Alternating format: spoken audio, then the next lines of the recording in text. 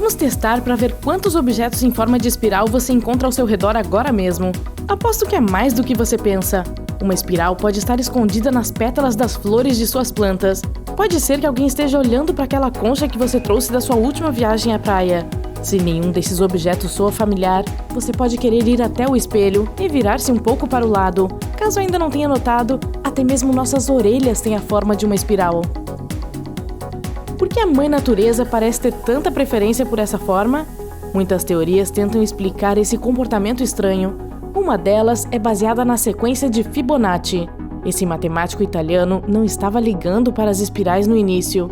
Ele estava estudando os coelhos quando inventou essa teoria.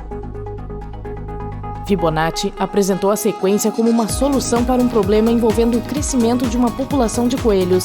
Vamos recriar sua experiência. Se você colocar um par de coelhos em um espaço fechado, quantos pares de coelhos você encontrará lá depois de um ano? Para resolver esse problema, Fibonacci propôs algumas condições para sua experiência teórica. Primeiro, todos os coelhos precisam nascer como um par, um macho, uma fêmea. Além disso, os coelhos podem começar a se reproduzir após um mês. Mais ainda, cada par de coelhos produz um par de filhotes a cada mês. E por último, nenhum dos coelhos bate as botas até o final do ano.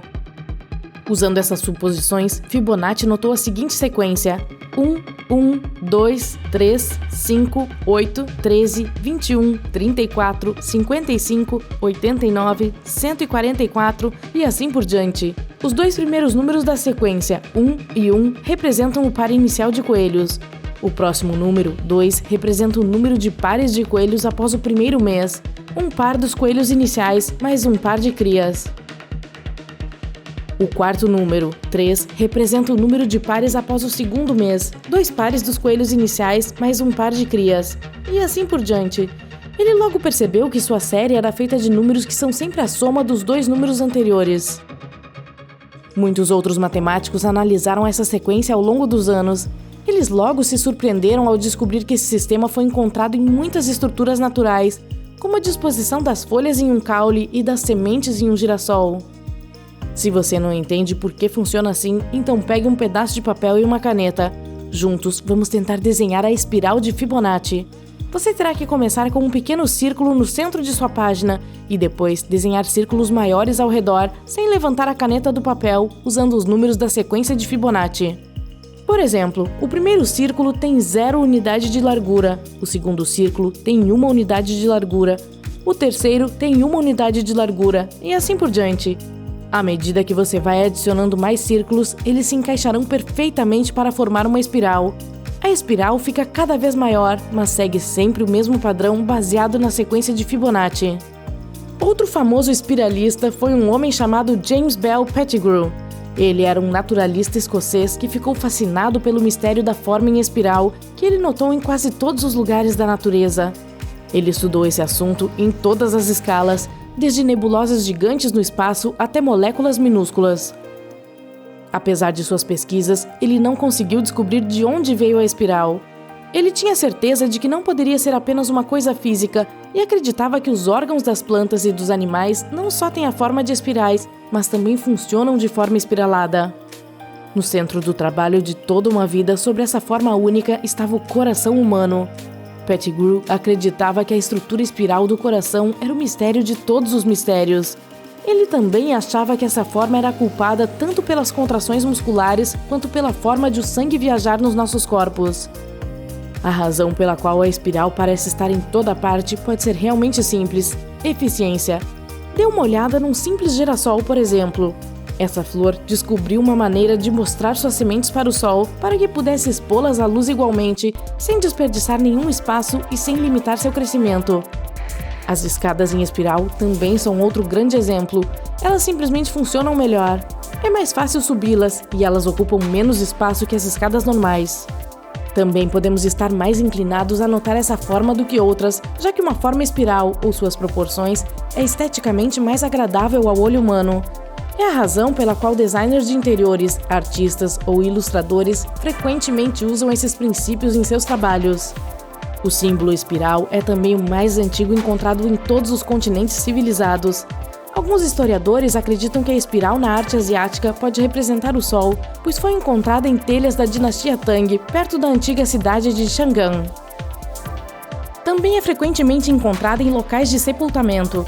Os cientistas acreditam que ela representa o ciclo de vida, a morte e, de alguma forma, o renascimento.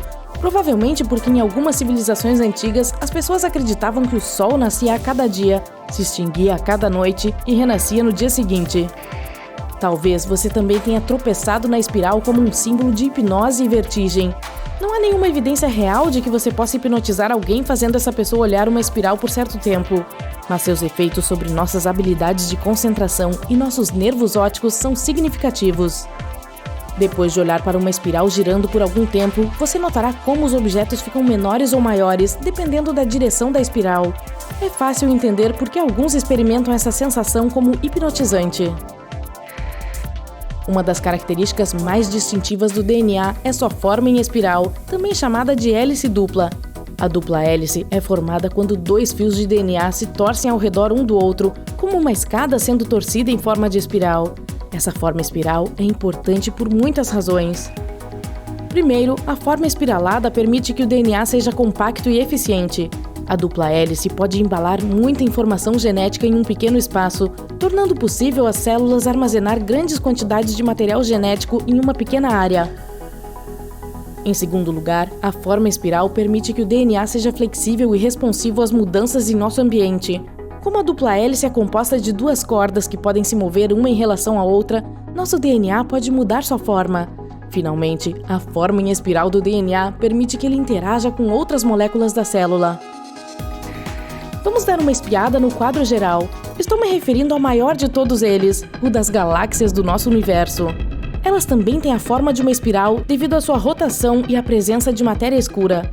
Conforme a galáxia gira, as estrelas e nuvens de gás dentro dela se movem em um movimento circular em torno de seu centro. Esse movimento cria uma forma espiral à medida que as estrelas e as nuvens de gás são atraídas em direção ao centro de todo o sistema. Além disso, a presença de matéria escura, que é um tipo de matéria que não interage com a luz, cria forças gravitacionais que ajudam a moldar a galáxia em uma espiral. Mas não é preciso olhar tão longe para entender por que as espirais são importantes. Seu prático saca-rolhas também tem o formato de uma espiral, porque facilita a abertura da garrafa de vinho. Esse parafuso que você instalou na parede para pendurar um quadro também é uma espiral, que ajuda na tarefa dando um pouco mais de aderência e estabilidade. Tem um caderno aí na sua mesa? Essas páginas podem ser mantidas juntas por um fio espiralado. Isso facilita mexer no caderno sem danificar as páginas. Mesmo seus fios de cabelo podem ter uma forma enrolada. Quanto mais encaracolado o cabelo, mais seco ele será. Isso significa que o sebo do couro cabeludo descerá mais lentamente sobre o fio, facilitando a manutenção e a limpeza. E, antes que eu saia espiralando por aí, a gente fica por aqui. Até!